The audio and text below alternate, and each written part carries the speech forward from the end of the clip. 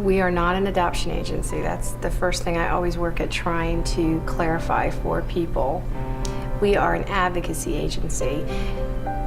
Nonprofit adoption agencies don't have the resource to work to find families for their special needs kids.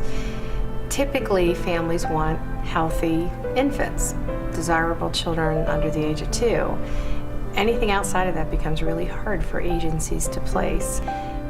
So we work with affiliate agencies. They submit children to us that they're having a hard time placing, and we do the hard work. We begin to scour, looking for families that are qualified.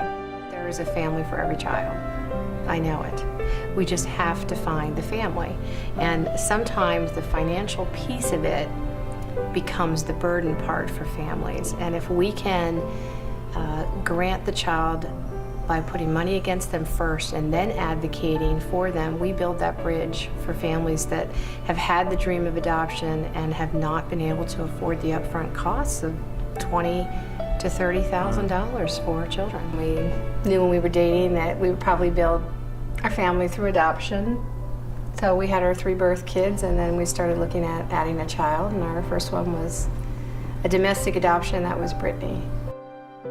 We read a newspaper article that a mother was looking to find a home for her child. The mother was dying of a brain tumor, and she wanted to find a good family for her daughter to live in before she passed away. And the little girl was named Brittany, and she came into our lives at the age of 12. On a snowy, icy morning, on the way to work, she hit black ice 1 mile from my building and hit a tree and died. I was in a state of shock, because a child should not leave before a parent. She talked a lot about perhaps adopting someday and helping other kids like her in her situation. She talked a lot about finding homes for abandoned children. And we kept thinking about the words she kept saying and how could we carry on her vision, her dreams. So we started the foundation, and upon her death, it actually created life, and it saved children's lives. And what a better way to memorialize our daughter than to have more children saved through this fund.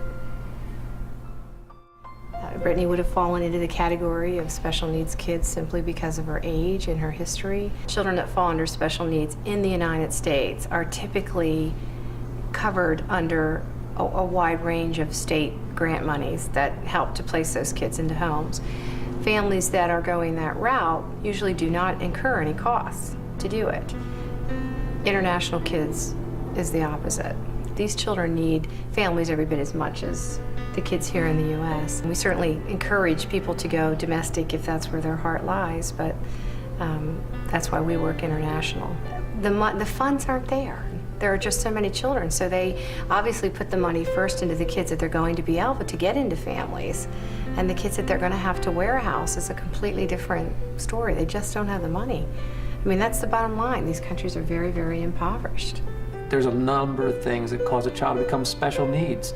But when that label gets put on them and they're not that cute little bundle of joy, you know, in a 6-month-old little baby, they sit in orphanages for years and years and years.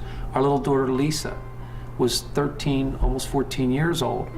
And when when my wife was visiting the orphanage with our older daughter, she said, "I just want a family." The next thing I know, my older daughter calls me up and says, "Dad, we have to adopt her. She wants a family. She's been in an orphanage over 7 years."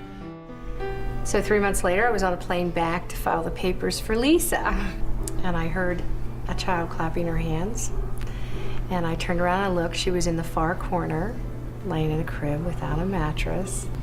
And I went over to her and said, "What's wrong with this little one?" And I think he answered me. I think I kind of in the back of my head heard him say, "Well, she's perfectly healthy, but she's blind." And she smiled at me, and that was it. She just blew a hole right through my heart. And so she filed the paperwork. We had to go back to Vietnam. We took 2 of our daughters with us. And when we got there, she was in the hospital. This baby we were going to adopt, had we not gone back to adopt her, would have died. There's no doubt in my mind. And it's been a miracle.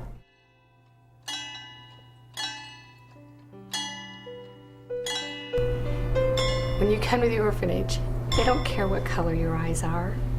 They don't care if you're fat or you're thin, or they just want a family. They want someone to say, "You count." Brittany's Hope was set up with the intention that all the money that we raise, 100% of everybody's donation goes to that child and against that child to put a $7,500 to a $12,000 grant on the child, to have the country reduce its fees on that child through avocation, and to have the agency in the U.S. reduce its fees so that that $20,000 to $30,000 fee can come down to under $10,000, under $5,000, and sometimes nothing with the money and the advocacy that Brittany's Hope has done. Right. But it's really, really cool, and the way we've set it up is that all that money that we raise, every dime, doesn't go to expenses, it goes to the child. I mean, everyone has to be a volunteer. You cannot describe what it's like to give birth. And you cannot describe what it's like to bring home a child that you've adopted. There are no words for it. These children bring so much joy, so much life, so much energy into your home. It's incredible.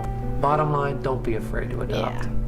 Don't be afraid. If you have the calling, if you feel it in your heart, go for it. You will be repaid 1,000-fold.